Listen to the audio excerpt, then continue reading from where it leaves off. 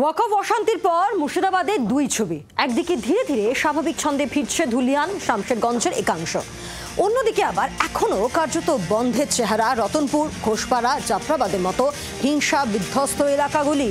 এই পরিস্থিতিতে ত্রাণ নয়, কেন্দ্রীয় বাহিনীর স্থায়ী ক্যাম্প চাইছেন আক্রান্তরা।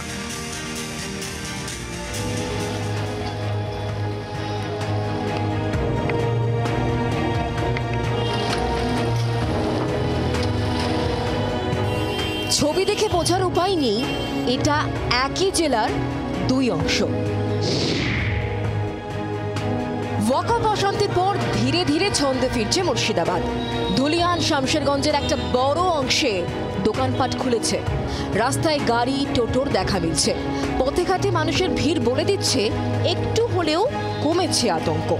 কিন্তু এর একেবারে উল্টো ছবি রতনপুর, ঘোষপাড়া, জাফরাবাদ, বেদবোনা, দিঘির মতো এলাকায়, যেখানে হিংসার আগুন সবচেয়ে বেশি জ্বলেছে। এইসব জায়গায় এখনো যেন অঘোষিত বন্ধ, রাস্তাঘাট প্রায় জনমানব শূন্য। দিন কয়েক আগে লুট হওয়া দোকানগুলির শাটার খোলারও সাহস পাননি স্থানীয়রা। পুড়ে যাওয়া বাড়ি, তার সঙ্গে সঙ্গে হামলার জোরে খোকলা হয়ে যাওয়া এই সমস্ত দোকানপাট কবে খুলবে, কবে স্বাভাবিক ছন্দে ফিরবে তারা, সেই প্রশ্নের উত্তর কিন্তু এখনো পর্যন্ত জানা নেই।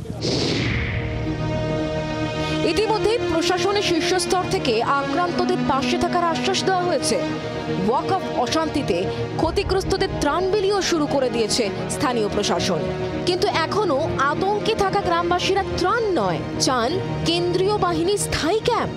আমরা দেখতে পাচ্ছি যে ট্রাঙ্ক দেওয়া হচ্ছে, যারা তাদের যে সমস্ত জিনিসপত্র এখানকার বাসিন্দারা তারা রাখতে পারেন সেই ট্রাঙ্ক দেওয়া হচ্ছে। সেই ট্রাঙ্কের মধ্যে বেশ কিছু রিলিফ মেটেরিয়াল রয়েছে, মুড়ি, চাল, তার সঙ্গে সঙ্গে তেলের প্যাকেট, দুধের প্যাকেট, টর্চ এবং একটা করে হ্যারিকেন দেওয়া হচ্ছে, যাতে আপাতভাবে তারা তাদের যে জীবন জীবিকা সেটাকে নির্বাহ করতে পারে। এবং সেই জন্যই সরকারের তরফ থেকে প্রত্যেক দিন প্রত্যেকটা গ্রামে ভিজিট করা হচ্ছে। আমরা এতে সন্তুষ্ট নাই, আমাদের কেন্দ্র সরকারের ক্যাম্প চাই, আমাদের ছেলে মেয়েকে বাঁচাতে হবে। বাড়ি দিয়ে কি করবো? মানুষের আত্মা না থাকলে, জীবন না থাকলে সে বাড়ি দিয়ে কি হবে? তার জন্য আমরা ক্যাম্প দেবো সারা জীবনের জন্য। একদিকে ছন্দে ফেরার ইঙ্গিত, অন্যদিকে লন্ডভন্ড বাড়ি হাতড়ে পুরনো জীবন খুঁজে পাওয়ার চেষ্টা। এক মুর্শিদাবাদের মধ্যেই দুই মুর্শিদাবাদের কাহিনী। ক্যামেরায় অরিন্দমের সঙ্গে পিয়ালির রিপোর্ট, জি 24 ঘন্টা। বাংলার আওয়াজ, বাঙালির আবেগ, জি 24 ঘন্টা।